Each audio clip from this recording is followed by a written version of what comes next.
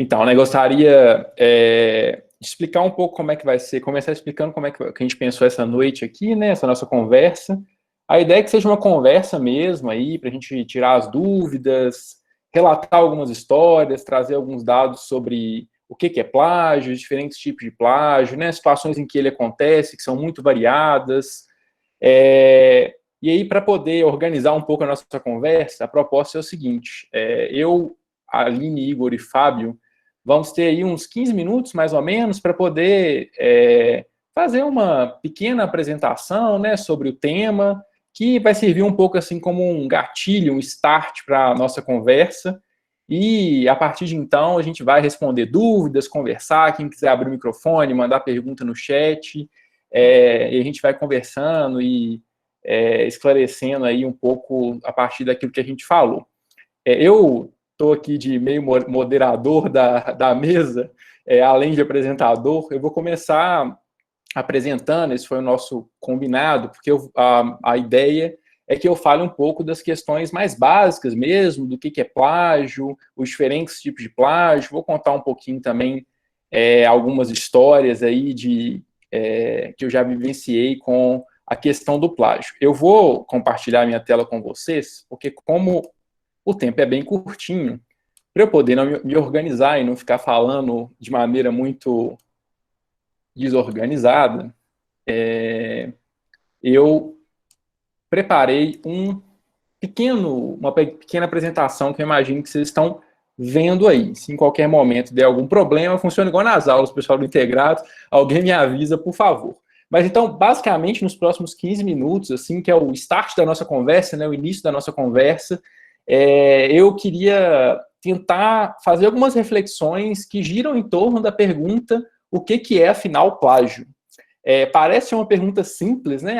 Plágio igual está no título da nossa conversa, né, da live de hoje, o Ctrl+C, Ctrl+V, copiar e colar algo ali que já está pronto, né? Vou me apropriar da ideia de alguém, vou me apropriar do texto de alguém, e é isso que é o plágio. Mas a gente vai ver aí, a partir das falas de todo mundo, que existem muitas complexidades, muitas nuances dessa questão do plágio que vão além dessa definição inicial. Eu vou ficar tendo que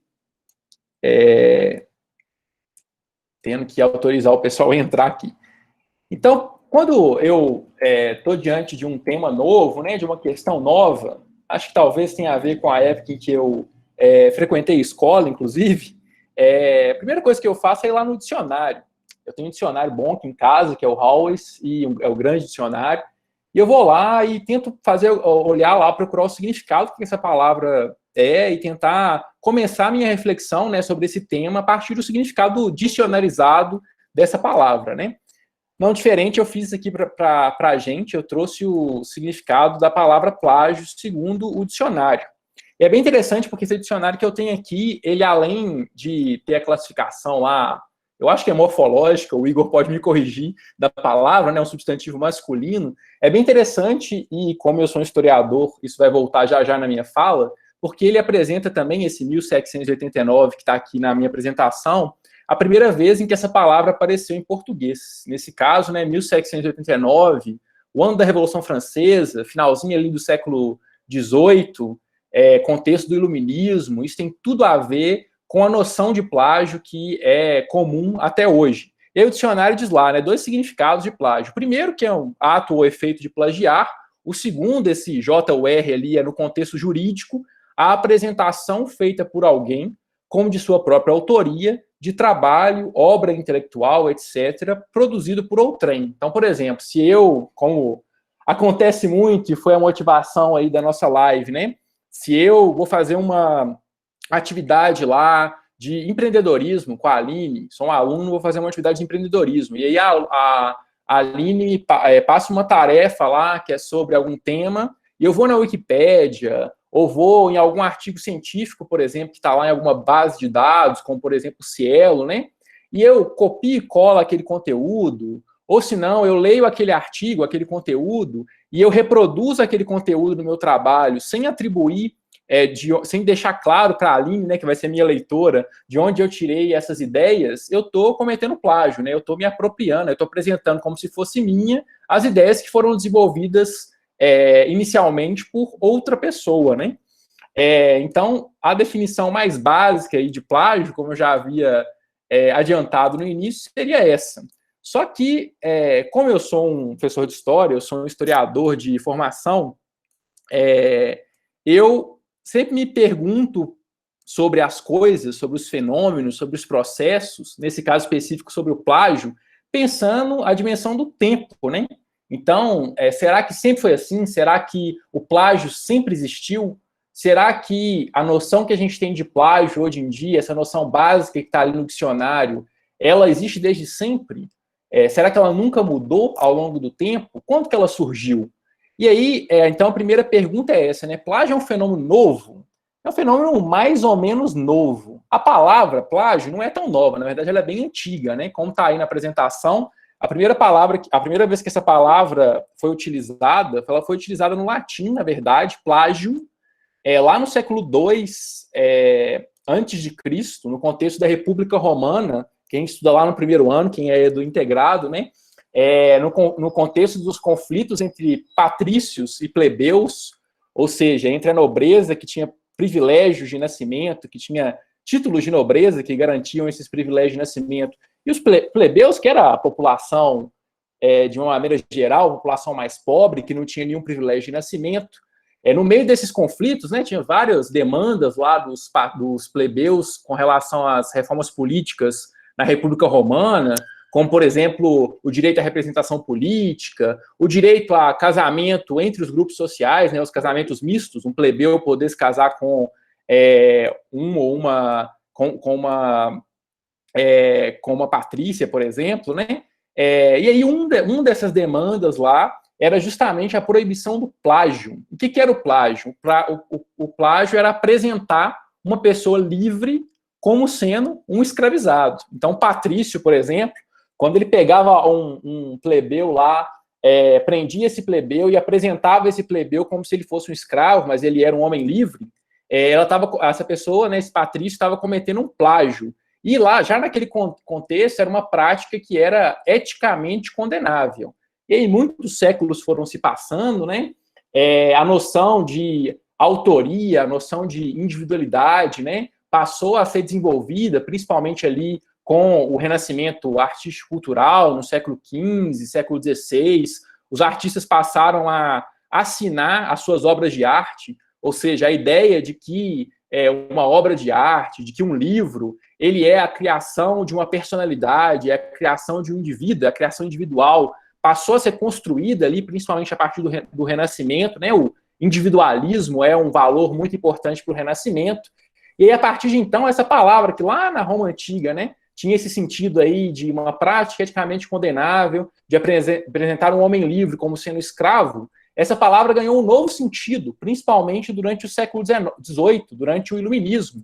E a partir de então, nos dicionários do século XVIII, mas principalmente numa obra muito importante que todo mundo estuda lá, em história no ensino médio, né, que é a Enciclopédia Iluminista, a palavra plágio passou a ter a significação muito próxima do que ela tem hoje. Ou seja, a noção de plágio como a noção de roubo da propriedade intelectual, né?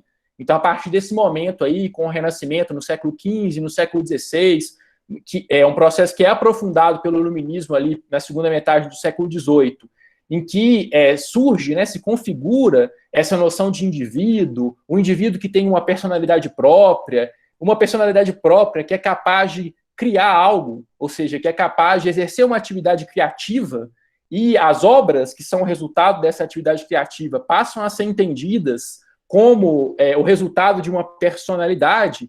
Surge, então, ali, principalmente no século XVIII, essa noção de plágio, ou seja, o plágio é o quê? É quando um outro indivíduo, que não é o indivíduo que criou aquela obra, rouba a obra que foi criada. Então, lá na enciclopédia, né, do Diderot, organizada pelos filósofos Diderot e d'Alembert, existe um verbete sobre plágio, que, em grande medida, configura o entendimento, até jurídico mesmo, né, legal, que a gente tem de plágio até hoje no século XXI, com várias mudanças, a gente vai ver isso já já, mas que configura, digamos assim, um sentido básico do que seria o plágio, né? O plágio, então, passa a ser uma prática eticamente condenável, como era apresentar um homem livre como escravo lá na República Romana, mas dessa vez uma prática eticamente condenável de apresentar como sendo da sua autoria a obra, seja ela uma obra de arte, uma ideia, um livro, um pensamento que foi desenvolvido por outra pessoa. Então, eu quis trazer essa questão aqui, se o plágio é um fenômeno novo, e fazer essa brevíssima reflexão sobre a construção da ideia de individualidade, porque o plágio tem muito a ver com isso, né? Tem muito a ver com a capacidade individual que cada um de nós tem de pensar sobre algo, de criar algo novo a partir dessas ideias, a partir desse pensamento. E isso tem tudo a ver, eu vou voltar a falar sobre isso já já, tem tudo a ver com o fato do tanto que o plágio é maléfico para o ambiente de ensino-aprendizagem, né, para o ambiente acadêmico, onde a gente está privilegiando principalmente o seu desenvolvimento individual, a sua capacidade de pensar, de raciocinar individualmente. Então, se você se apropria do trabalho de outra pessoa, né, e não significa o quê? Que você não está exercendo a sua capacidade individual aí de criar, de raciocinar. Bom, plágio, então, a gente já sabe que não é um fenômeno novo, surge aí na segunda metade do século XVIII essa ideia muito próxima da ideia que a gente tem de plágio até hoje, só que hoje, no tempo presente, no século XXI, há algumas novidades que têm muito a ver com a configuração do que alguns sociólogos, como um sociólogo espanhol chamado Manuel Castells, chama aí de sociedade da informação. Então, a partir da década de 70, né, com o aumento do acesso às tecnologias de informação e comunicação, né, a internet nos anos 90, os computadores lá desde os anos 70, celular, internet, assim por diante, a noção de plágio e a prática de plágio sofre uma série de modificações, uma série de novidades. Até coloquei aqui na apresentação, não por acaso, ali do lado de onde eu estou falando sobre a configuração da sociedade da informação, um desenho que tem lá o W de Wikipédia, né, aquele tipo bem conhecido, porque a partir do momento aí que a gente tem uma sociedade de informação, vários critérios, né, vários parâmetros para a produção do conhecimento passam a se modificar de maneira muito profunda. Então, por exemplo, né, a ideia de autoria no ambiente virtual, na internet, ela fica muito mais pulverizada. Então, aquela noção lá, né, criada pelos renascentistas no século XV, no século XVI, e pelos iluministas no século XVIII, né, de que o autor de uma obra, o autor de uma ideia, é aquela pessoa que imprime a sua personalidade naquela obra, naquela ideia, essa ideia, né, da individualidade que cria algo, essa ideia ela vai se pulverizar muito na sociedade da informação, a ponto da gente ter, digamos assim, algumas ideias, algumas obras na nossa sociedade hoje, no século XXI, que são, assim como eram, por exemplo, a Ilíada e a Odisseia na Antiguidade, né, assim como era uma série de contos do período medieval, por exemplo, né, ou contos dos griots nas sociedades africanas, são de autoria coletiva. Um exemplo muito grande é o quê? Os memes. Até coloquei aqui 2 memes para vocês, 2 memes sobre plágio, né? Ninguém sabe muito bem quem que é o autor dos memes. Eles são de autoria coletiva, né? A propriedade intelectual sobre os memes não é algo que existe. E os memes é uma forma de comunicação muito típica aí dessa sociedade de informação, em que essa questão da autoria, essa questão da personalidade que cria uma obra, que cria uma ideia, ela está, digamos assim, ficando no ar, ficando pulverizada. Eu coloquei dois memes aí que tem a ver com plágio. Um é esse clássico da Bela Gil, e nesse caso ela está dizendo: você pode substituir seu plágio por um trabalho decente. O outro é esse da garotinha que está em frente à casa queimando, né, e parece que foi ela que colocou a casa para queimar, ela que causou o incêndio, que é trabalho acadêmico com plágio, aí o professor está ali vendo o bicho pegar fogo, né, literalmente. Então, a grande questão, as grandes novidades aí do nosso tempo presente com relação ao plágio tem a ver com isso, né, com essa sociedade da informação, em que todo mundo, né, tem muito mais acesso à informação do que tinha em outros contextos, ao mesmo tempo, essa questão da autoria, principalmente para as pessoas que pertencem à chamada geração nativo digital, ou seja, que já nasceram, né, no mundo de tecnologias de informação e comunicação muito disseminados, essas questões da autoria ficam no ar, e aí a prática do plágio ela ganha outras características, e ela, inclusive, aumenta muito, a ponto, né, da gente estar aqui conversando sobre isso nessa noite de quarta-feira. Bom, eu trouxe aqui alguns dados sobre plágio. Esses dados foram tirados de uma pesquisa feita pela Unicamp, a Universidade de Campinas, que eu acho que dão... a pesquisa foi feita em 2018 entre os alunos da Unicamp e professores da Unicamp, que dão uma noção aí do tanto que na sociedade da informação a prática do plágio está realmente muito disseminada, né? Primeiro dado que eu trouxe é de que 36,7% dos estudantes da Unicamp que foram entrevistados nessa pesquisa declararam já ter copiado algum conteúdo sem citar a fonte, né, ou seja, já terem praticado plágio. 82,7% dos professores brasileiros, né, já detectaram plágio nos trabalhos de seus estudantes, e 87% dos estudantes da Unicamp declararam ter chegado à graduação sem saber o que é plágio, né, o que reafirma aí a importância de uma conversa sobre essa que a gente está tendo aqui no campus. Bom, dei uma definição básica do que é plágio, mas já caminhando para o final da minha fala, já deu os 15 minutos, existem diferentes tipos de plágio. Enfim, inclusive diferentes definições aí de quais seriam esses tipos de plágio. Eu trouxe aqui duas, bem rapidinho, eu vou passar por elas. Uma que é uma mais sintética, que são esses 5 tipos de plágio aqui. Primeiro é o plágio integral, ou seja, é o Ctrl-C, Ctrl-V, né? Você vai fazer uma atividade lá, igual do exemplo de empreendedorismo da Aline, aí você acha um artigo que é sobre o tema, você vai lá, copia um parágrafo daquele artigo, coloca no seu trabalho e entrega para a Aline. Aí é o plágio integral. O outro tipo de plágio é o plágio parcial, ou seja, você escreve algumas partes, mas você copia os parágrafos lá do artigo que você encontrou sobre aquele assunto. Isso também é plágio. Outro tipo de plágio é o chamado plágio mosaico. Esse, na minha experiência como professor, é o mais comum. Qual que é o plágio mosaico? É quando o aluno, né, o estudante, ele encontra vários artigos, artigo na Wikipédia, um artigo no Brasil Escola, um texto que ele achou de um artigo acadêmico, e aí ele faz um mosaico, ou seja, ele pega várias frases desses diferentes fontes que ele encontrou, copia ali, faz como se fosse uma coxa de retalhos e entrega para o professor. 4 tipos de plágio seria o plágio conceitual. Aí é o roubo de ideia, né? É quando eu escrevo o texto, no entanto, eu estou basicamente reproduzindo com as minhas próprias palavras aquilo que outro autor já disse, sem atribuir autoria, ou seja, sem dizer que eu tirei daquele outro autor. E, por fim, o 5º tipo aí, nessa classificação mais inicial, seria o autoplágio, que é mais comum aí, eu coloquei isso pensando principalmente no pessoal da pós, que é mais comum na vida acadêmica universitária, né? Que é quando o autor ele escreve um texto e aí ele fica se autocopiando, ou seja, ele escreve um artigo, aí depois ele vai escrever um capítulo para um livro, por exemplo, e ao invés, sobre o mesmo assunto, ao invés de ele escrever um novo texto, ele pega partes ou integralmente, né, um texto que ele já escreveu e comete o autoplágio, publica novamente sem dizer que ele já publicou aquilo. Como eu falei, existem diferentes classificações do que é plágio.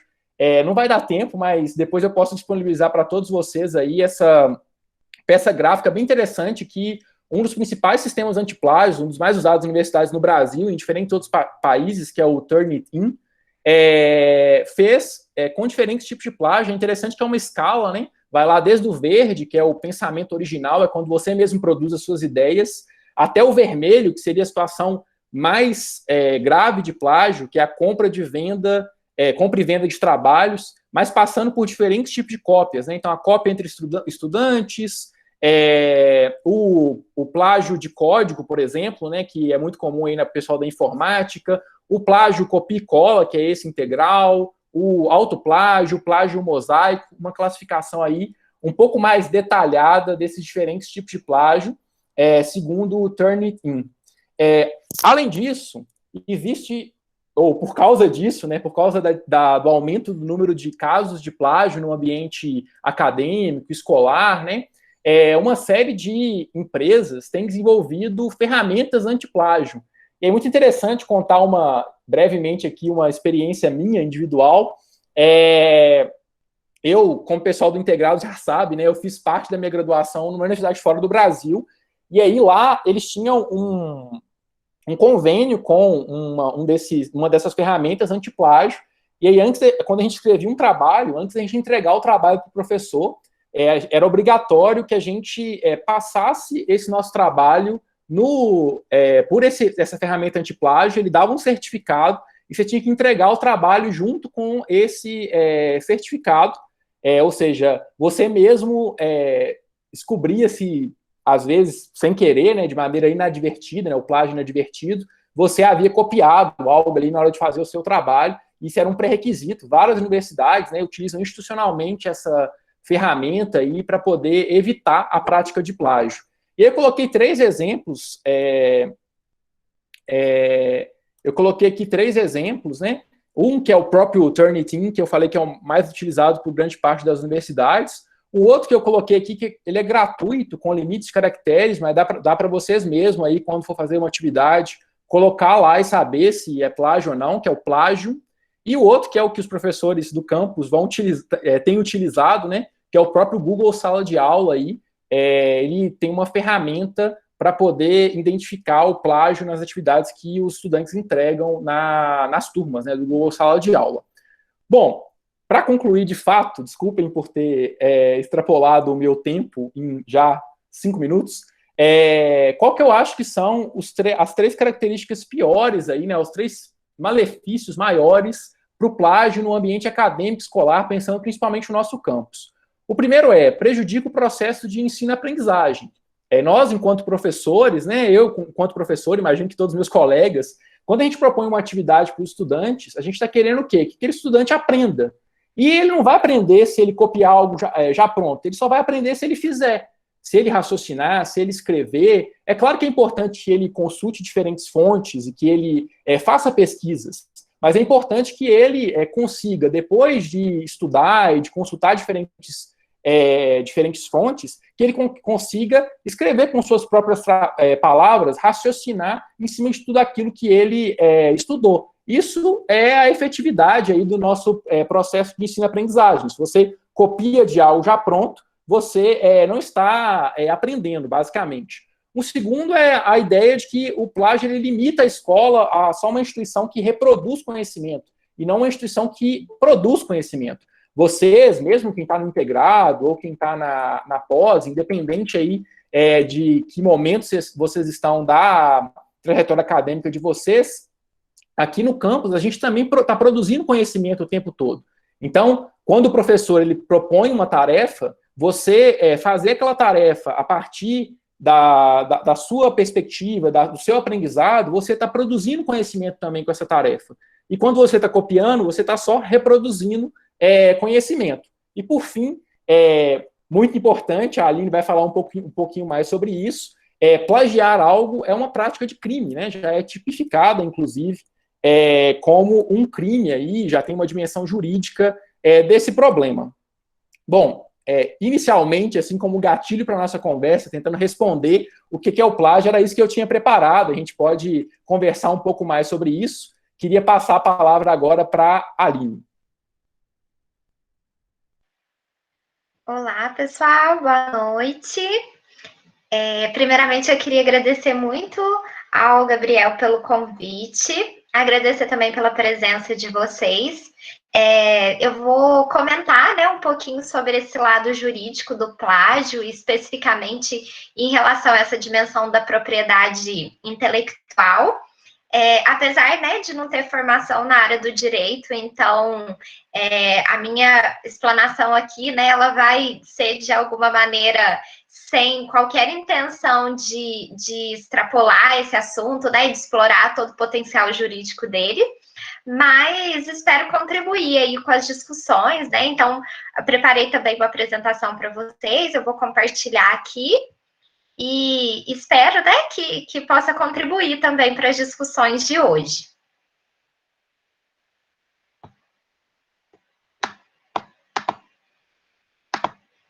Tá aparecendo a apresentação aí para vocês?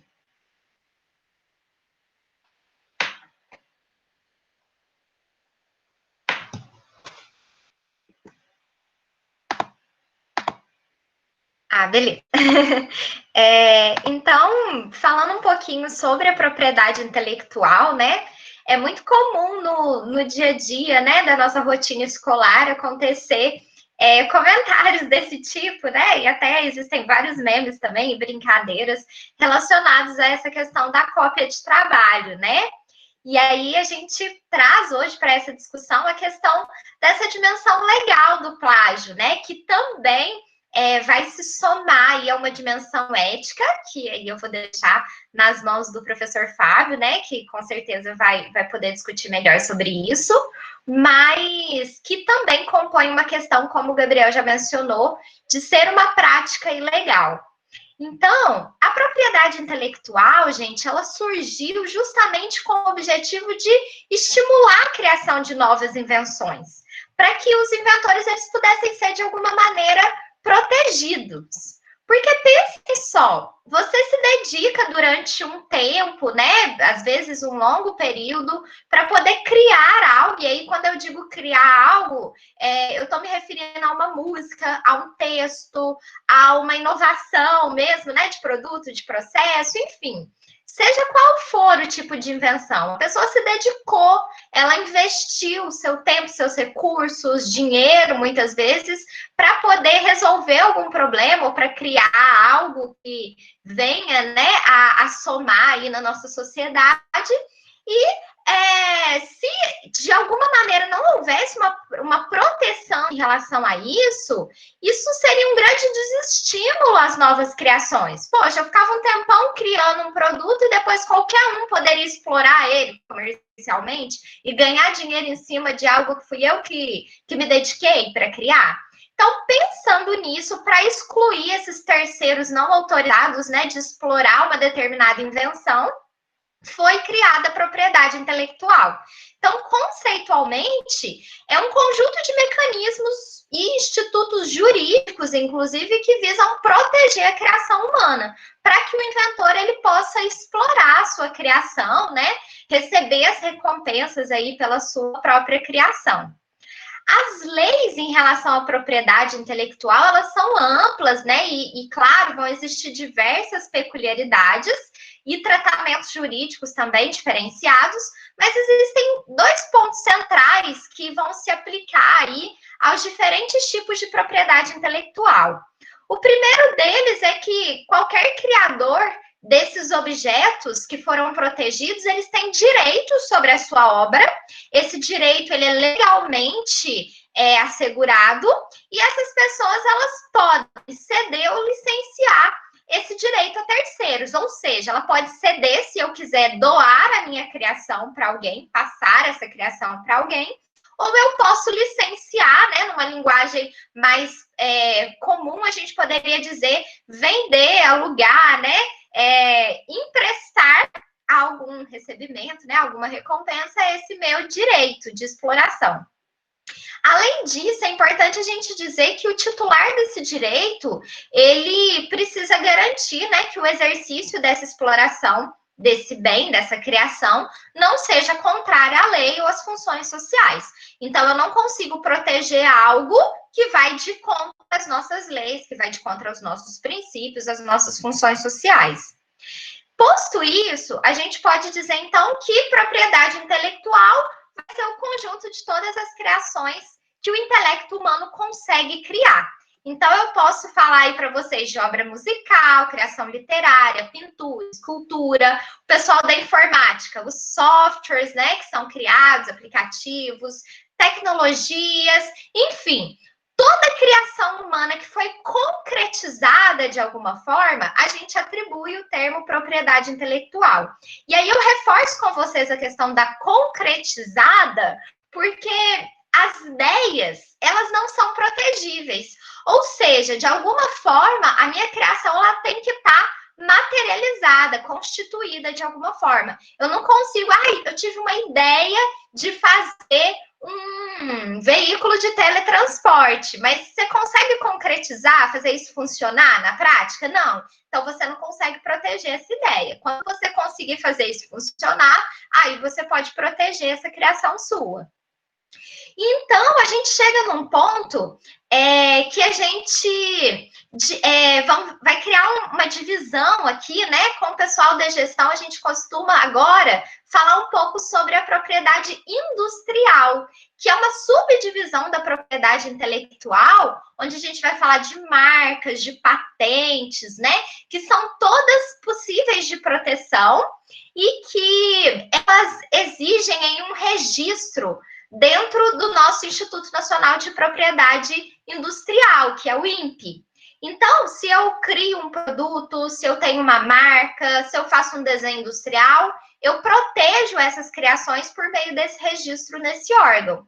Diferentemente, quando eu falo da propriedade intelectual, quando eu falo de uma música, de uma obra de arte, de uma obra literária, esse registro ele se torna facultativo, como uma mera medida de cautela. O que eu quero dizer com isso? Essa pessoa ela pode fazer o registro de acordo com o tipo, né, de criação dela, então pode ser na Biblioteca Nacional, na Escola de Música, esse registro pode ser feito de acordo com a sua natureza, mas ele não é obrigatório e estas instituições, diferente do INPE, também não vão fazer uma revisão se aquela criação ela é realmente original, se não existe nenhuma outra registrada, né, semelhante, que já foi registrada anteriormente. O INPE faz isso. Esses outros institutos, como eu mencionei para vocês, eles são apenas para assegurar, né, como um critério de cautela mesmo, assegurar que aquela obra foi registrada ali. Mas é facultado ao seu criador fazer isso.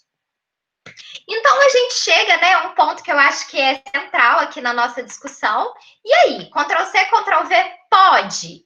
Bom, pensando do ponto de vista legal, estou aqui olhando meu tempo, pensando do ponto de vista legal, a violação de direito autoral ela é crime contra a propriedade intelectual. Ou seja, todas as vezes que a gente comete algum tipo de plágio, seja, né, quais foram os tipos que foram mencionados aí pelo Gabriel, a gente está cometendo um crime contra direito autoral. E esses crimes, eles estão previstos nos nossos instrumentos legais, inclusive no nosso Código Penal. Se a gente pegar, né, e aí eu peguei um trecho aqui só para ilustrar para vocês, não vou entrar aí nos meandros, né, mas no artigo 184 do nosso Código Penal, o capítulo 1º vai tratar dos crimes contra a propriedade intelectual e prever, inclusive, penas com detenção, reclusão, multa. Então, o sujeito que comete o plágio, ele está sujeito também a ter as sanções legais aplicadas. A gente ainda tem uma lei, que é a Lei de Direitos Autorais. Essa lei é a 9.610, de 1998, e ela também vai regular toda a estrutura, né, de funcionamento de direito autoral no nosso país.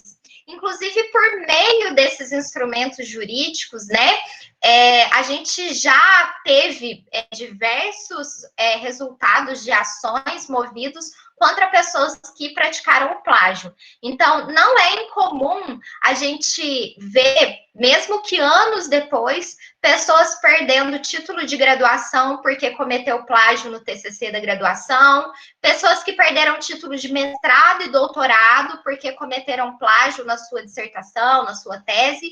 Então, se o autor, né, daquele texto, por exemplo, tempos depois, identificou que você cometeu plágio em relação a ele, ele pode entrar com uma ação e aí existem uma série de consequências para o autor. Por isso, né, esse tema ele tem que ser tomado com tanta seriedade. Existe ainda uma previsão na nossa Constituição Federal, no tópico sobre direitos e garantias fundamentais, que também, né, vai assegurar aí aos autores o direito pela utilização, publicação ou reprodução das suas obras. Então, além, né, de estar no nosso Código Penal, além de existir a lei própria de propriedade intelectual, é um direito e garantia fundamental previsto na nossa Constituição também. Então, a proteção, né, a proteção do criador, ela também está assegurada na nossa Constituição.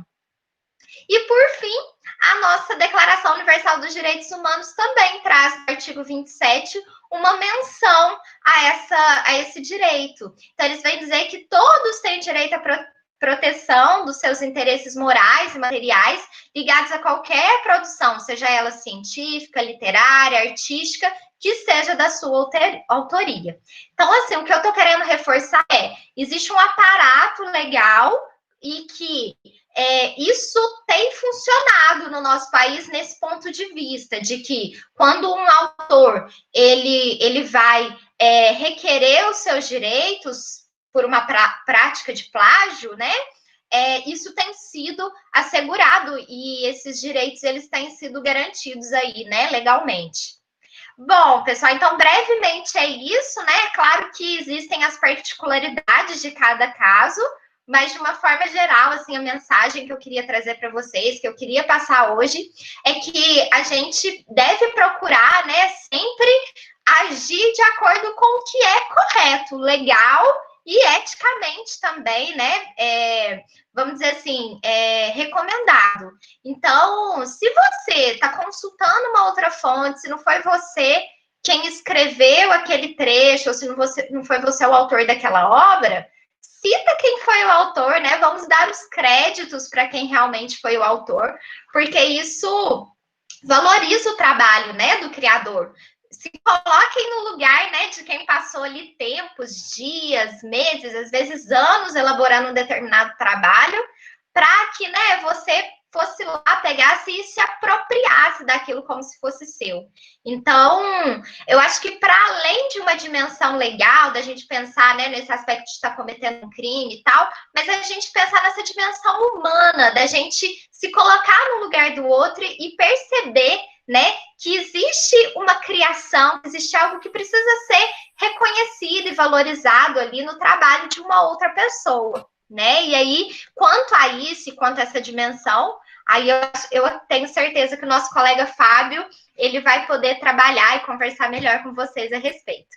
Muito obrigada e boa noite para todo mundo.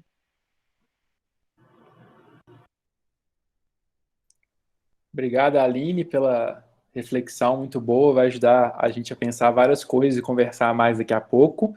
Queria, então, passar a palavra para o professor Fábio.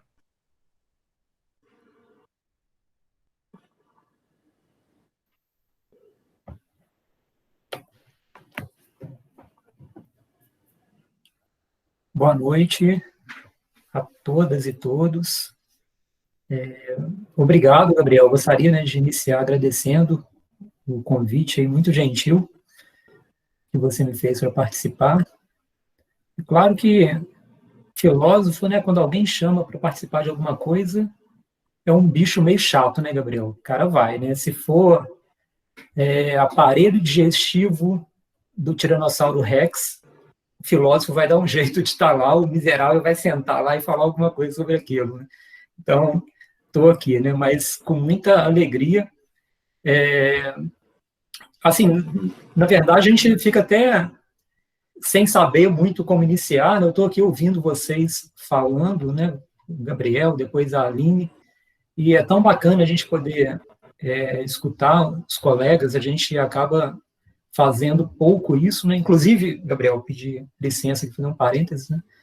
Na hora que eu estava escutando vocês aqui, eu me deparei, né, como que esses últimos 2 meses têm sido legais aqui, né? A gente tem ouvido tantas histórias de vida, tantas falas aí inspiradoras e motivadoras, né, que tem sido um exercício muito bacana para todos nós, né, que é esse exercício de escutar mesmo, né?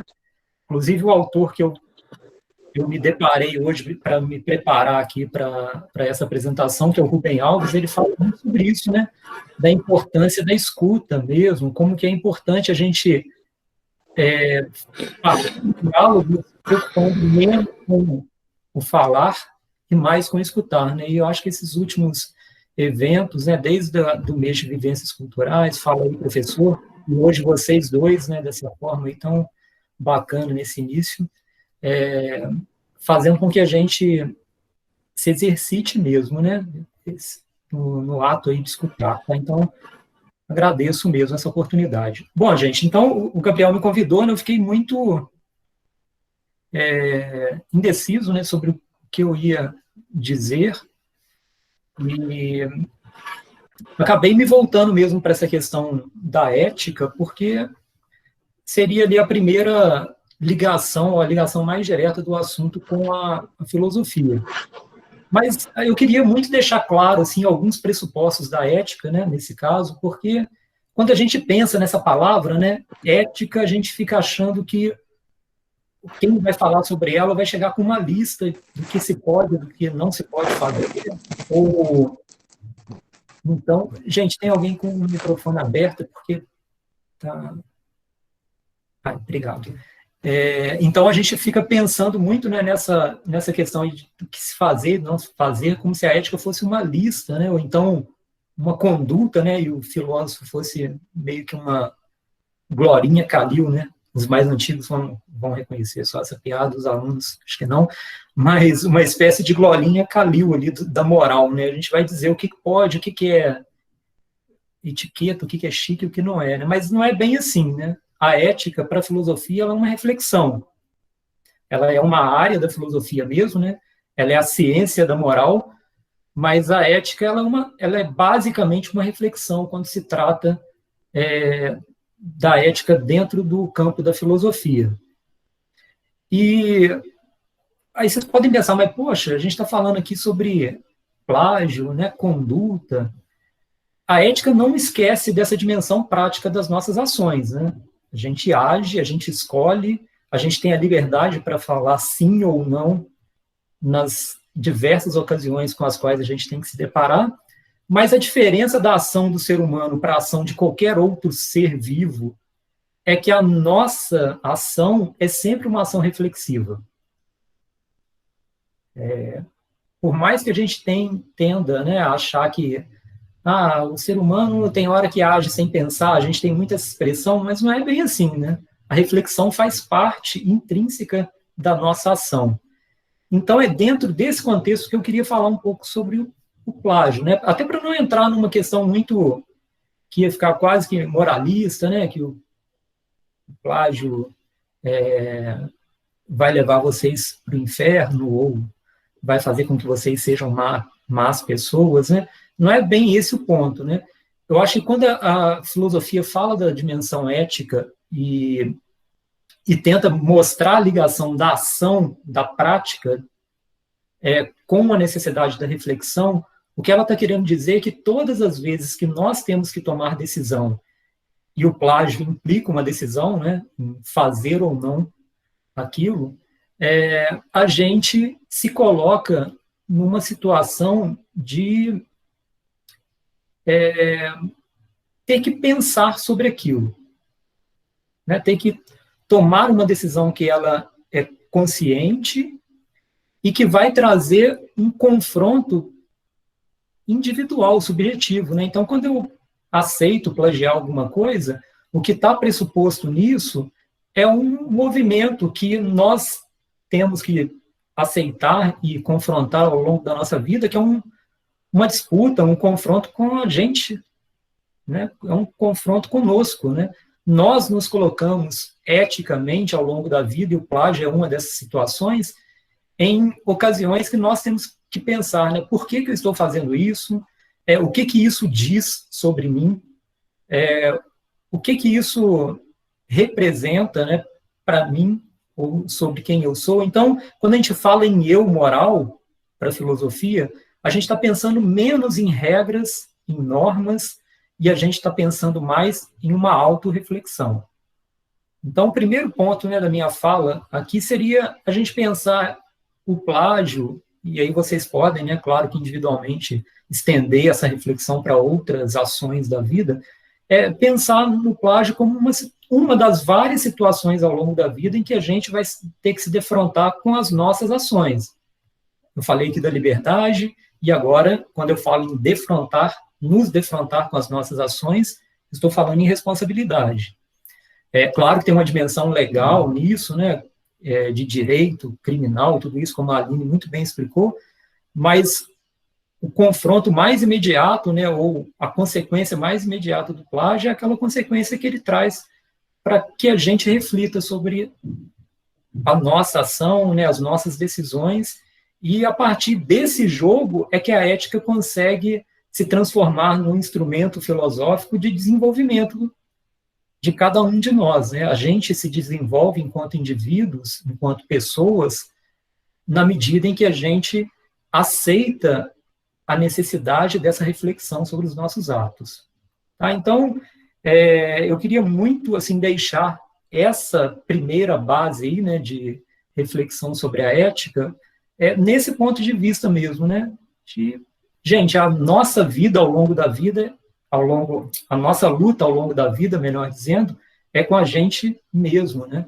Essa é a grande batalha que a gente tem que travar, né? E esses momentos em que a gente pode pegar um atalho, em que a gente vai usar um subterfúgio aí como plágio, que não era o que se esperava naquele momento, que não é o mais propício até para nós mesmos, né? Como o Gabriel também levantou, assim, que acaba até em último ponto nos prejudicando, nesse momento, ou são esses momentos que mostram esse movimento da vida, né? Esse movimento da vida como um confronto com as nossas ações, e a gente tem que tentar, de alguma forma, encontrar saídas para isso, para que a gente continue, né? Prossiga nesse caminho filosófico aí da reflexão, da formação do eu, de autoconhecimento até, né? O autoconhecimento é uma palavra muito importante para a filosofia, né? Eu sei que tem vários alunos aqui vão se lembrar, né? A gente começa a filosofia quase falando sobre autoconhecimento, né, em Sócrates. Então, é esse processo, né? E, além disso, tem outra coisa também, né, gente? Quando nós pensamos nessas ações voluntárias, né, que são frutos das nossas decisões e cabe a nós a responsabilidade sobre elas, a gente tem que pensar que tudo aquilo que eu escolho, o sim ou o não que eu escolho, né, que é fruto da minha decisão, de alguma forma ele me coloca responsável pela existência daquilo no mundo, né? Então, quando eu falo sim para algo, eu estou concordando que aquilo exista no mundo, né? Então, isso é uma responsabilidade grande, né? Então, quando eu falo sim para o plágio, quando eu falo não, através da minha ação, eu também estou fazendo uma representação do que eu acho que o mundo deve ser, né? Então, alguém até colocou ali no chat, né, Sartre, né? Exatamente, né? Sartre vai muito por essa questão da responsabilidade. Então, nesse jogo, né, de liberdade e responsabilidade, que, continuando aí na referência do Sartre, é tão importante e se reflete tanto nas nossas ações, que eu acho que tem que ser a nossa primeira reflexão sobre o plágio, para que a gente não caia também numa questão que seja só moralista, né, ou muito circunscrita, não pode, ou não. Eu acho que é pensar, né, em nós, enquanto sujeitos éticos, né, enquanto sujeitos morais. Tá? Bom, gente, para complementar essa discussão sobre a ética, eu não queria ficar só nessa questão ética, né? Por uma coincidência muito grande, o Gabriel começou falando aqui, né, sobre a palavra plágio, e ele mencionou que ela tem a primeira ocorrência dela em 1789, e aí eu vou mencionar aqui um filósofo iluminista também, que escreveu um texto em 1783, esse filósofo alemão se chama Immanuel Kant, e então talvez ele já estivesse até pensando mesmo já no remédio do plágio em 1783, para quando ele surgisse em 1789. Ele escreveu um texto que se chama O que é esclarecimento, ou o que é iluminismo, né? Talvez a gente possa dizer dessa forma, e ali tem uma outra, ele ilumina para a gente, ao falar desse esclarecimento, né, uma outra questão que eu acho que é essencial para vocês, estudantes, com relação ao plágio. Né? Quando pediram ao Kant para explicar o que é o iluminismo, né, o que é esse movimento histórico que tomou conta aí da Europa e teve uma influência tão grande na filosofia, né, ele respondeu de uma forma surpreendentemente simples, porque o Kant é um filósofo alemão, né? Então vocês já sabem que é difícil a gente entender, às vezes, o que ele fala, mas nesse momento ele respondeu de uma forma simples e muito profunda, né? E fala, iluminismo, ou esclarecimento, é a saída do homem da sua menoridade. Menoridade, para ele, significa menoridade de conhecimento. Mas aí vem o ponto que eu acho que nos interessa aqui para o Plágio, né? Essa minoridade, ou essa menoridade que o Kant menciona, de conhecimento, é algo que a gente mesmo se coloca.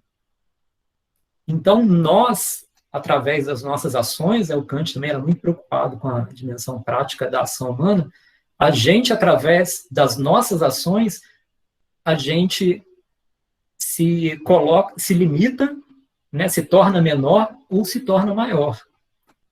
E o Kant destacava muito a questão da decisão nisso, né? Então, a gente só pode atribuir a nossa menoridade a nós mesmos. E quando eu decido plagiar alguma coisa, né, resolver uma atividade, seja de qual área do conhecimento for através do plágio, eu estou aceitando me tornar menor. Até complementando algo que o Gabriel já disse muito bem no início, né? Quando eu aceito que o plágio é uma ação possível, é uma saída possível para resolver aquilo, eu posso até de início achar, estou sendo esperto, vou enganar os professores, mas, na verdade, eu estou me colocando numa situação de menoridade porque eu estou negando o desafio que aquela questão coloca para mim, ou o possível conhecimento que ela vai trazer. Então, eu estou abrindo mão de me desenvolver intelectualmente ao fazer aquela questão, ao refletir sobre aquilo, então eu estou abrindo mão da minha reflexão e aceitando a reflexão do outro. O Kant até usa essa expressão, né, a tutela do outro, né, a gente tem que se libertar da tutela do outro, a gente tem que aprender a pensar de forma autônoma, né. Então, quando eu trouxe, né, esse texto aqui, quando eu pensei em trazer esse texto, melhor dizendo, eu queria muito destacar isso também, né, o plágio, de alguma forma, é uma prisão, né, a gente se coloca numa situação de menoridade e ilusória, né? Eu estou achando que eu estou sendo esperto, ou que eu estou encontrando o meio mais fácil de resolver um problema, uma questão, uma situação de escola, mas, na verdade, eu estou pegando um caminho que me prejudica, porque é um caminho que eu estou abrindo mão do meu pensamento pelo pensamento de outra pessoa. E aí o Kant lembra, inclusive, uma frase curta da literatura clássica e romana, né, que ele fala, que ele vai usar até como lema do iluminismo, né, que é ouse saber, né? Ou seja, a gente tem que ter ousadia de saber, e ter essa ousadia significa que a gente vai errar. Né? O erro faz parte dessa ousadia, né? Mas a gente tem que ter essa ousadia, eu não posso abrir mão dessa possibilidade de me tornar mais, né, enquanto conhecimento, né, que eu estou dizendo, porque eu quero somente copiar a ideia de uma outra pessoa. Né? E o que é mais perigoso, né, o Kant, nesse mesmo texto, ele vai dizer, o mais perigoso ainda disso é que pode se tornar um hábito. Né? Então, além de eu cair no erro, né, de estar abrindo mão, de abrir mão da minha maioridade, quando eu cometo um plágio, eu ainda posso adentrar no caminho perigoso de se tornar um hábito. Né? Então, ainda mais perigoso é se isso se tornar um hábito, porque eu esqueço totalmente o meu pensamento, a minha capacidade de reflexão que todos nós temos, porque eu simplesmente vou ficar copiando a ideia de outras pessoas e onde isso vai nos levar, né?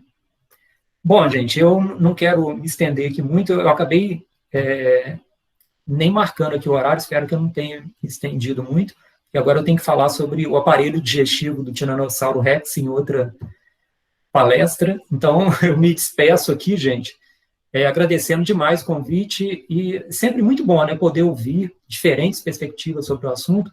Agradeço também a atenção de cada um e cada uma de vocês, e até mais.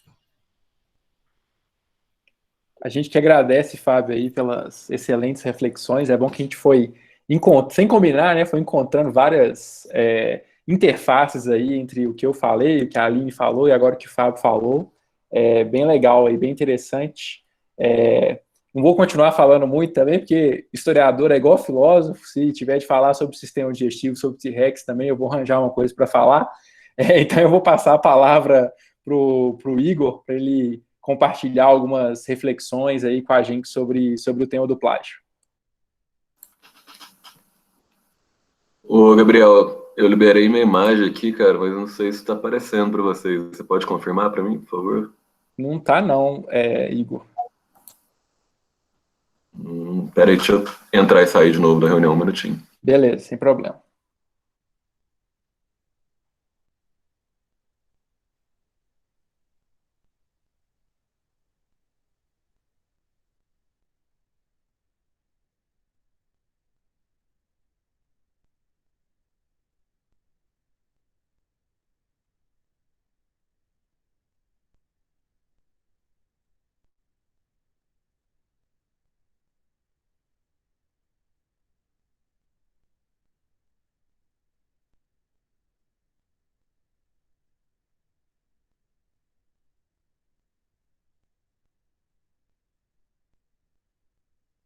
Agora a gente te vê, mas não te escuta, Igor.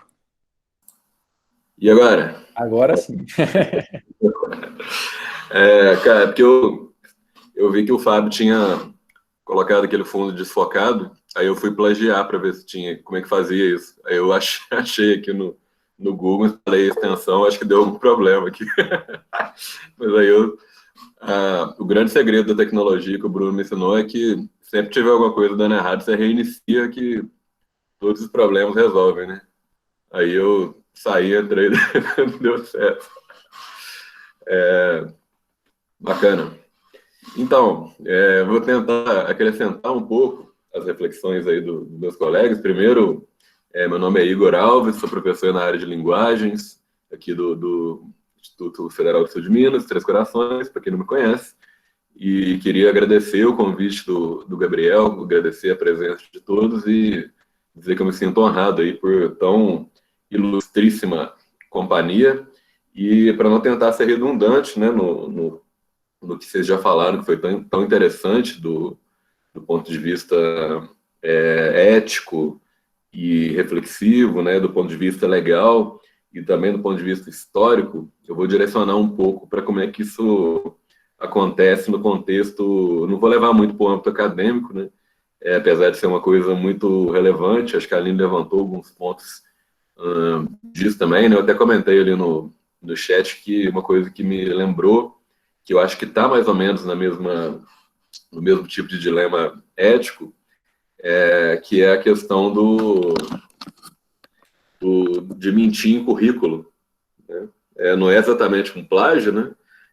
Mas de alguma forma é um tipo de desvio ético no âmbito acadêmico, escolar e tal, e é muito comum e que causou recentemente grandes escândalos, né, do ponto de vista político nacional, com algumas figuras, inclusive, que seriam indicados aí para ministro, né? Imagina, você vai ser um ministro de Estado, e aí a imprensa, obviamente, vai olhar essa vida inteira ali, e aí quando vê, descobrem que você cometeu diversos plágios aí no seu trabalho de mestrado, de doutorado, em graduação, e aí você deixa de ser indicado por um cargo de ministro de Estado, ou em algum cargo de tribunal e etc., por esse tipo de situação. Então, isso aconteceu recentemente, e tanto por plágio quanto por mentir em currículo, né? Mentir que fez doutorado, não sei onde, mentir que fez pós-doutorado, né? Que é um tipo de estágio, né? Que muita gente encara como título, né? Mas que também é incorreto, né? O título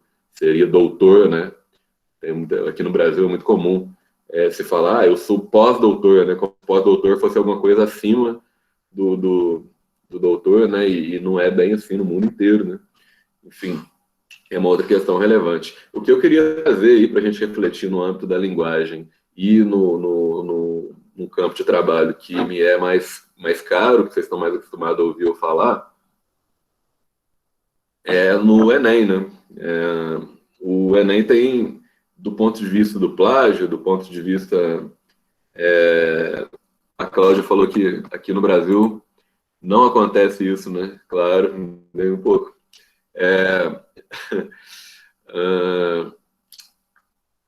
Existem dois tipos, né, que me vem à mente assim, de forma rápida, pensando na produção de texto em concursos, em vestibulares e mais especificamente no Enem. Existem dois tipos de de cópia, né, que são mais comuns.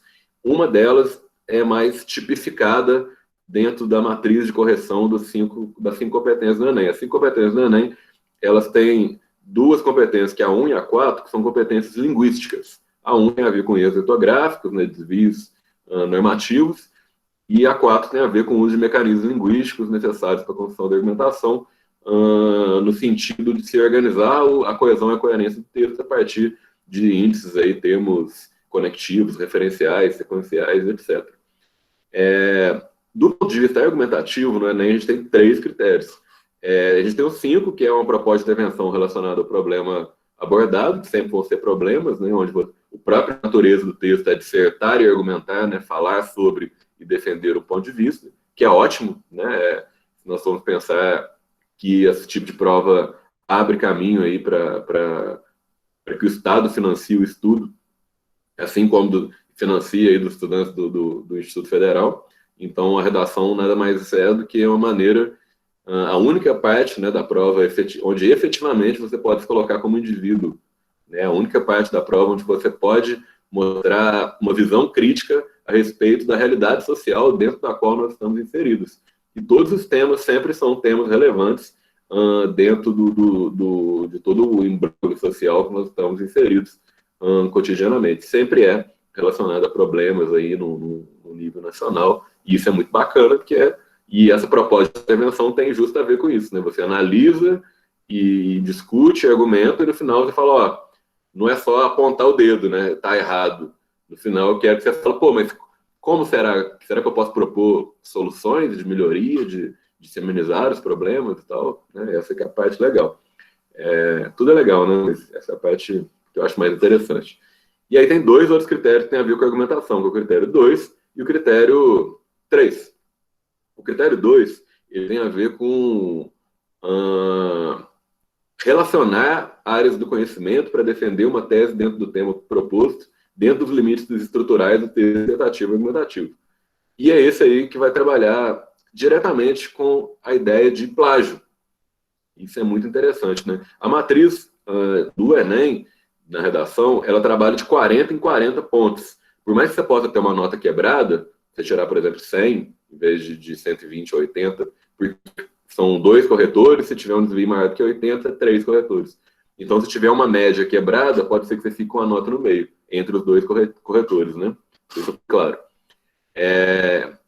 A nota 40 na competência 2 é meio que você escreveu um negócio que não tem a ver com o assunto, mas não ficou meio que sem sentido e não totalmente fora, inclusive, do gênero sedativo e argumentativo. Mas um tipo de erro muito comum, e eu já tive alunos que muitas vezes, cara, já aconteceu isso, e é uma situação muito triste. Inclusive, tem um aluno, uma ex-aluna minha que está fazendo medicina agora. A gente gosta de falar de medicina porque é o curso mais concorrido, né? Mas eu acho que qualquer tipo de curso tem uma mesma validade, né? Qualquer profissão, inclusive os cursos não superiores, ou que não precisam de curso, ou um trabalho doméstico, né? Enfim, todo mundo tem o seu valor de se colocar no mundo, independentemente de hierarquias sociais e econômicas, né? Acho que é importante a gente frisar isso. Mas aconteceu isso com uma aluna que ela tirou uma nota baixa da competência 2, ela foi olhar, foi porque ela tinha copiado os textos motivadores, né? E eu acho interessante até esse nome, se chamam textos motivadores, né? Ou seja, são para te motivar a escrever, ou textos de apoio, são textos para te apoiar a refletir sobre o assunto. Não são textos que são colocados ali para que você copie trechos e coloque na sua prova, né? Esse é o grande erro. Às vezes a pessoa vai lá e vê uma estatística ali e fala, vou usar essa estatística como se eu soubesse. Pega um trecho, uma definição legal, isso é um tipo de erro muito comum, né? Ou seja, a matriz do Enem, ela coloca exatamente na competência 2 ali, na linha de você tirar 80, é quando você tem uma abordagem completa do texto, o texto está com 3 partes, né? Quer dizer, introdução, desenvolvimento e conclusão, mas destaca essa parte. Existe no seu texto muitos trechos ou trechos de cópias dos textos motivadores. Se tiver cópia, você não vai ultrapassar 80 na competência 2. Quer dizer, você vai perder aí 120 pontos Eu acho que não errei a conta, desculpa, que eu sou de humanas, mas eu acho que é isso. Então, não pode copiar esses trechos, né? Às vezes tem aluno que entrega texto copiado da internet, né, cara? E aí fala, pô, eu tô corrigindo seu texto para melhorar, e aí você vai me trazer coisas da internet que não tem problema nenhum da gente se inspirar e olhar. E aí tem o segundo tipo de plágio que eu vou entrar daqui a pouco, que não é bem plágio, mas acho que é interessante de falar também. Então, tá claro, se você copiou, já era. Por isso que eu falo, não copie nada dos textos motivadores, e quando você estiver escrevendo texto para treinar, não fica copiando informação na internet que você não vai decorar uma estatística, não sei o quê. Aí decorar é muito ruim. Né? E é sempre bom você entender as relações, né, que estão sendo estabelecidas aí entre áreas do conhecimento. Né? E para você tirar uma nota boa na competência 2, você tem que ter um uso produtivo de um repertório sociocultural. Né?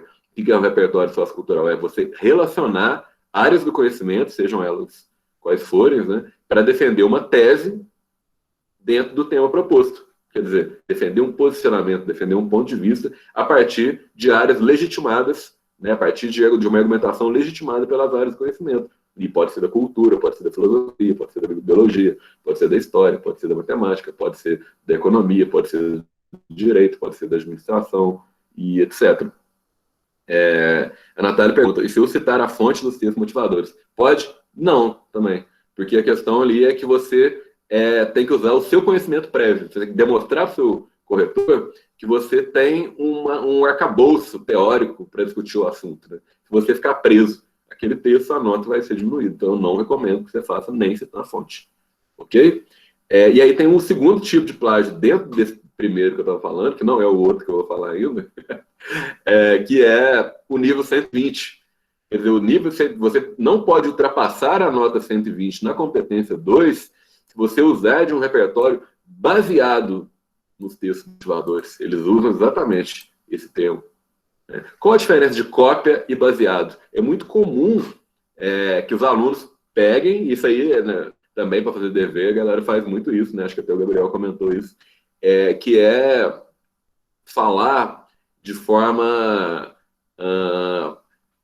parafrásica, né? Quer dizer, você vai reescrever a paráfrase, é um tipo de relação intertextual, né? Onde se faz uma leitura de um outro texto, mas reescrevendo com as suas próprias palavras, sem usar as mesmas palavras aí do primeiro texto, que é diferente da paródia, de que você subverte o sentido original, né? Na paráfrase você mantém.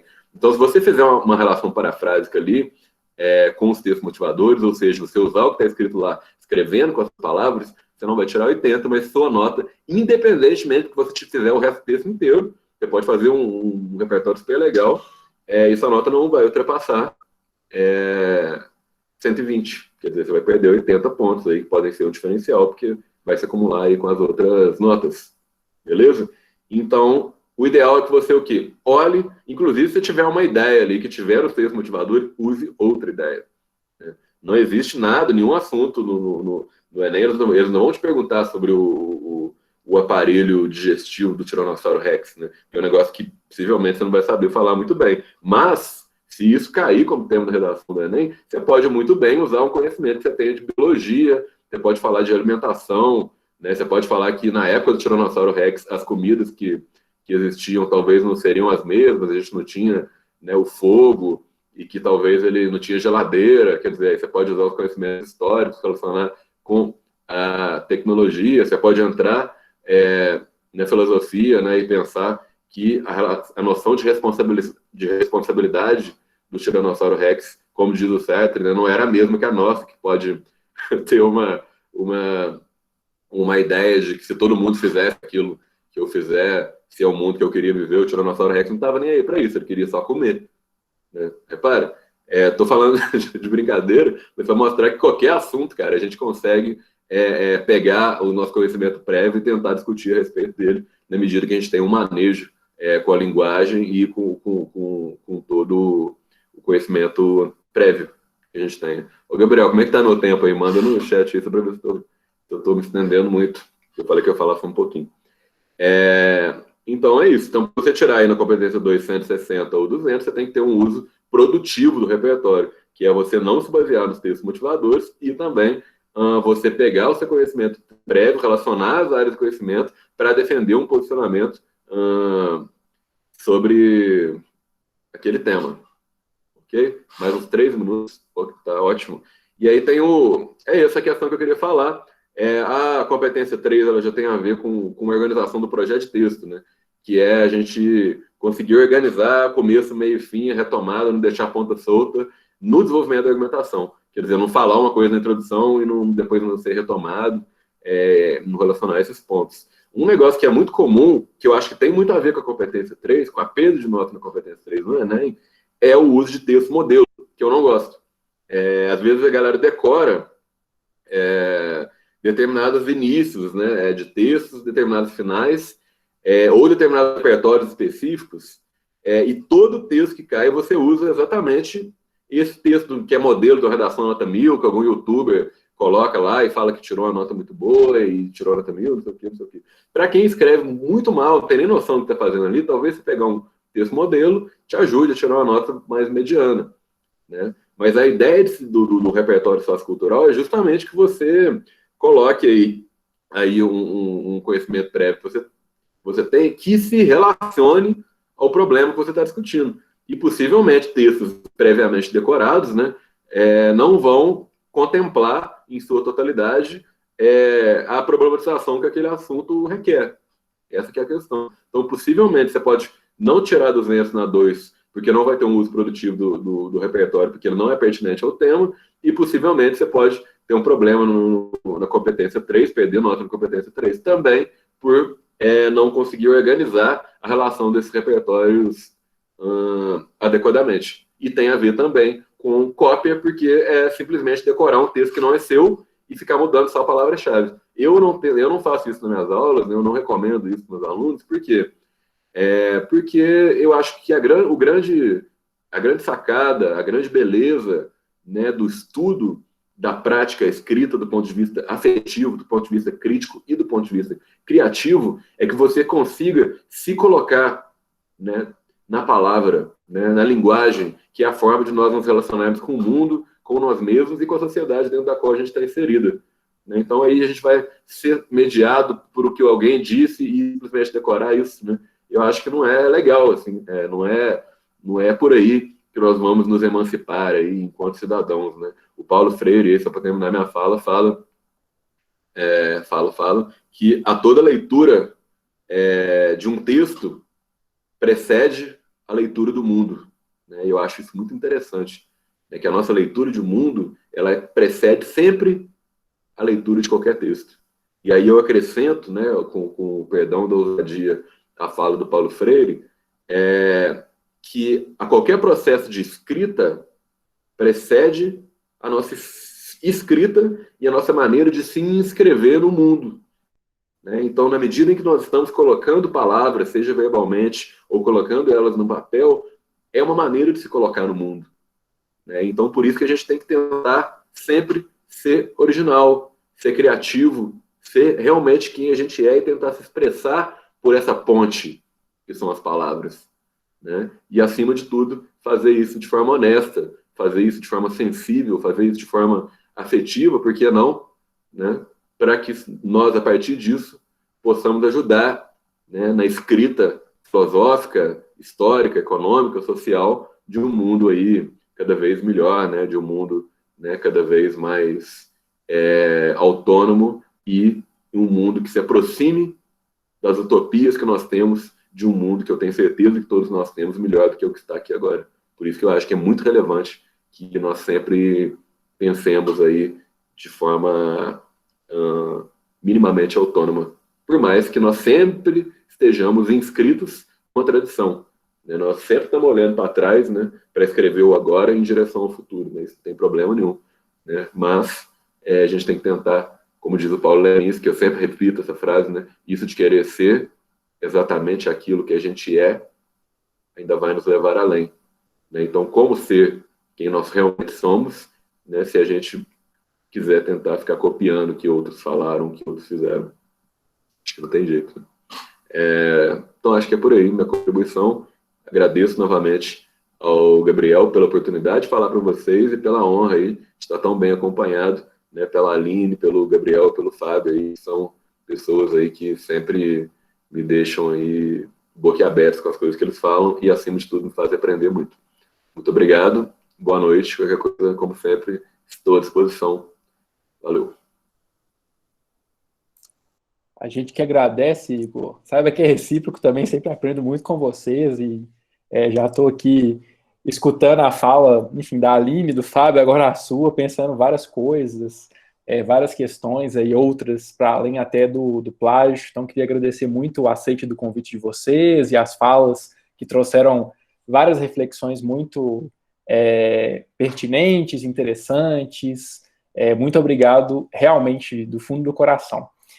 Só antes de eu continuar aqui, um comentário, acho que uma questão aí que passa por todas as falas, né, desde lá da minha, quando eu estava falando do surgimento da noção de autoria lá com o Renascimento e o Iluminismo, depois a Aline, né, quando ela falou de propriedade intelectual, o tanto que é injusto alguém se apropriar da criação de outra pessoa como se fosse sua, a Fábio do Fábio, né, sobre a questão aí da autonomia e de sair da minoridade para pensar por si mesmo, e agora o Igor no final, né, falando dessa inscrição do mundo, da sua personalidade, em alguma medida, se inscrevendo no mundo. Eu acho que esses 4 trechos que eu pensei aí das falas, é bonito assim, a gente pensar nisso, que quando você vai lá fazer uma atividade para o professor, né, quando você vai escrever um texto, enfim, fazer um mapa mental, ou fazer um diagrama, ou que seja, né, você está um pouco ali dizendo para o professor como é que você está aprendendo, como é que o Irian, como é que a Iris, como é que a Agnes, a Maria Eduarda, estou só citando alguns nomes das pessoas que eu conheço e que estão aqui, estão vendo aquela questão, estão se apropriando daquele conhecimento, e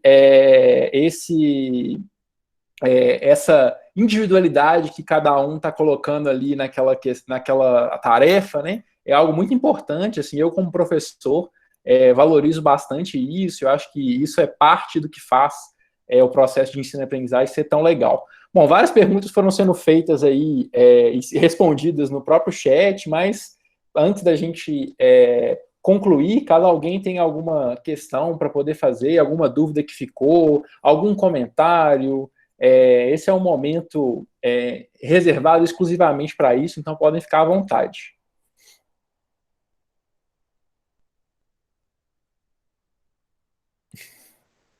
O pessoal está falando aqui que foi emocionante, que vai chorar.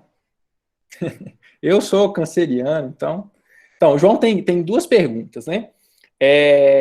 O plágio no ambiente escolar, o João Pedro, o plágio no ambiente escolar é unilateral, ou seja, apenas os alunos cometem com seus professores, mestres, ou é bilateral? Professores também cometem com seus alunos. E a segunda em questão dos professores copiarem, colar provas e atividades de site, não estamos referindo sobre utilizar questões vestibulares ou questões baseadas neles, estamos referindo a usar as questões de determinados sites sem qualquer alteração. João, nesse caso, né, materiais didáticos, eu vou tentar responder aqui, mas a Aline, o Igor e o Fábio também podem ficar à vontade, né? Por exemplo, vou responder por mim, assim, né? Quando eu estou lá elaborando os guias de estudo de história, ou quando as listas de exercício, né? Sempre ali a gente está usando o quê? Materiais didáticos, né? Que tem um licenciamento, mas que estão disponibilizados, publicados aí para reutilização didática, né? Então, quando eu, por exemplo, quando os professores, né, imagino que a maior parte façam isso, né? Coloca um vídeo que é de uma outra pessoa para vocês verem aquele vídeo, estudar aquele vídeo, o ideal aí é colocar o link do original do vídeo, né? Quando, nas aulas de história lá, né, a gente sempre está analisando fontes históricas, então, aquelas condições de produção lá que eu estou batendo muito na tecla com vocês, daquela fonte, né, além de ajudar a gente a analisar aquele material ali que a gente está usando ele para poder aprender, né, por isso ele é um material didático, eles também estão indicando a fonte, né, de onde você tirou aquilo, então estão atribuindo a autoria para aquilo. E questões, principalmente questões de vestibular, questão de material didático, né, desde que se está da fonte, elas podem ser reutilizadas. Existe um meme muito problemático na minha concepção, Fábio, Aline e Igor podem falar aí o que eles pensam sobre isso, que é um meme que agora, durante as atividades remotas, né, por causa da pandemia, tem circulado bastante nas redes sociais, que a piada é até engraçada, eu confesso que eu ri a primeira vez que eu vi, que é uma coisa meio assim, eu não vou saber dizer exatamente como é que é, mas é uma coisa assim, o professor está reclamando de plágio, mas ele copia a questão, né? Ele pega uma questão lá de algum material didático, ele seleciona, e depois, se eu copio de algum site, o professor não me dá a nota, e enfim, a hipocrisia, né? Esse meme que surgiu aí, acho que foi esse ano, se não me engano.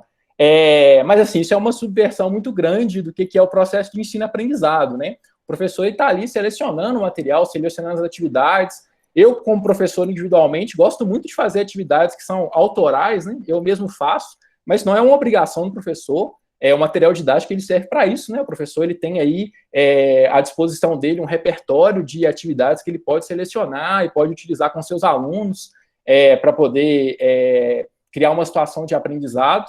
E por que eu acho que é uma subversão muito grande, assim, uma injustiça com o processo de ensino-aprendizado, essa piada e esse meme, né? Porque a ideia de que você, da mesma forma que o professor, não precisa aprender, né? Que você pode copiar ali, tá tudo bem, vira a página, e você não precisa pensar sobre aquilo, você não precisa raciocinar sobre aquilo.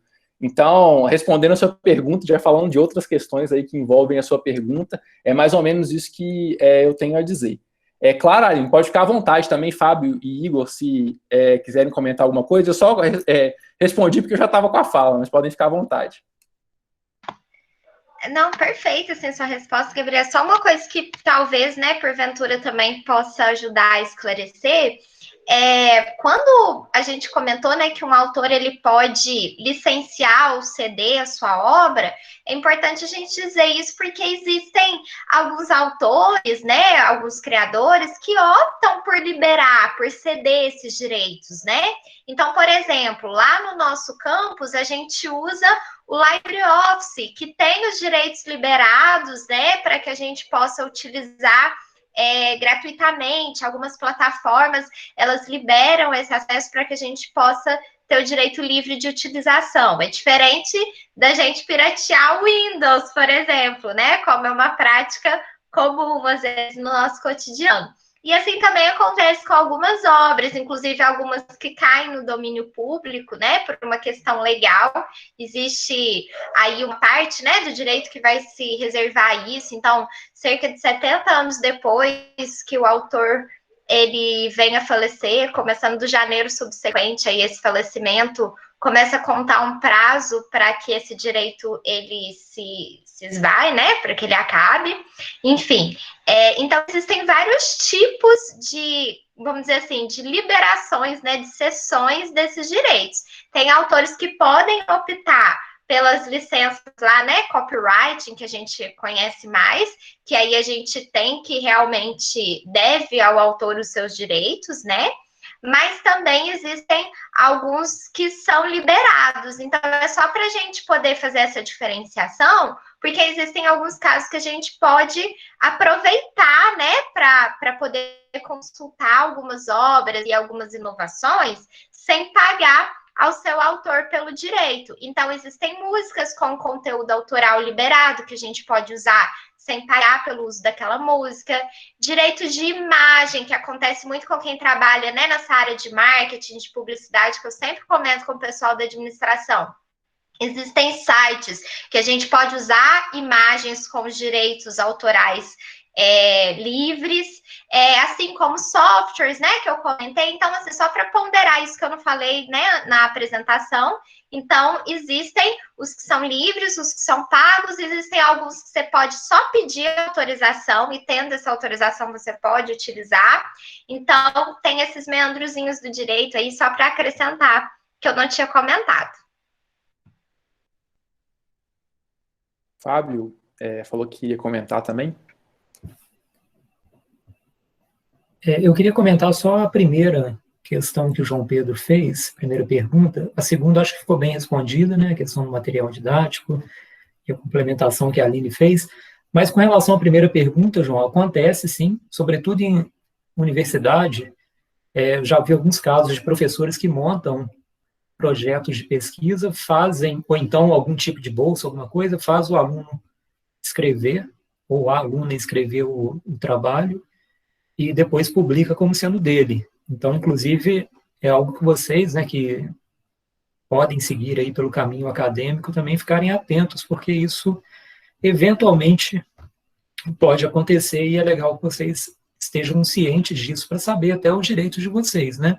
O ideal é que se você escreveu algo em algum projeto junto com um professor, se aquilo vier a ser publicado, que você tenha o seu nome incluído no trabalho, né? E também, não só entre professores e alunos, não, tá? Tem plágio de marido e mulher, né? A Duda está aqui, a gente faz parte de um projeto de filosofia no IF, e é uma narrativa muito repetitiva, infelizmente, ao longo da história da filosofia, de mulheres que desenvolveram teorias, inclusive em outras áreas da ciência, desenvolveram teorias que foram publicadas pelo marido, né? E ele recebeu aí os louros pela ideia, pela obra, e ficou dessa forma para a história, né? Inclusive a gente até desconhece, né? Até hoje. Então, o plágio é algo que vem assim de várias relações, né? Esse plágio acadêmico, né, e de conhecimento que a gente está falando aqui, ele extrapola até a relação professor e aluno.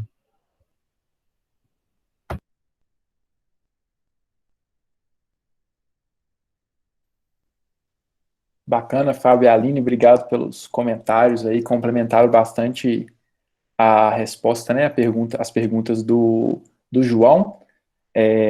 Eu lembrei aqui agora, Fábio e Maria Eduarda, da polêmica do roubo, né, do sequenciamento do DNA, né, o Watson e Crick, eu acho que são o nome dos cientistas britânicos que ficaram famosos aí pelo sequenciar o DNA. No entanto, posteriormente foi ratificado e uma cientista mulher, que agora eu não me lembro o nome, é horrível, mas que ela teve um papel muito importante, né, e hoje, além do Watson e do Crick, que ficaram famosos, por isso a gente lembra o nome deles muito mais facilmente, são 3 pessoas que sequenciaram o DNA, tem a ver com relações de gênero, produção do conhecimento e roubo de ideias também, então por isso eu me lembrei aqui agora, a partir da fala do Fábio, sobre as mulheres na filosofia. Alguma outra questão, pessoal? Alguma pergunta?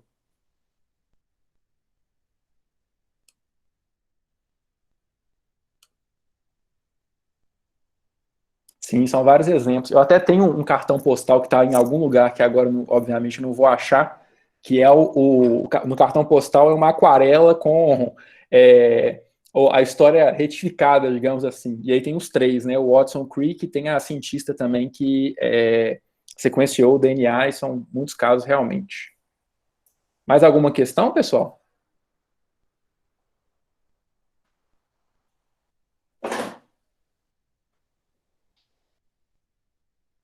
Bom, vou abrir minha câmera aqui de novo para me despedir direito de todo mundo. Acho que não tem mais nenhuma questão, a Natália está até aqui falando que está tranquilo. Queria mais uma vez agradecer muito ao Fábio, à Aline, ao Igor aí pelas falas, pelas reflexões. Acho que todo mundo aprendeu muito com a live de hoje. Agradecer a participação de todo mundo aí, quem assistiu do início até o fim, quem fez comentários, perguntas, questões. Foi ótimo, espero que a gente tenha contribuído também para vocês aí, não só nesse momento da pandemia, em que essa questão do plágio, né, surgiu nas nossas aulas, nas nossas atividades, mas também na trajetória acadêmica, profissional de vocês no futuro. Isso com certeza vai voltar em vários momentos, tá bom?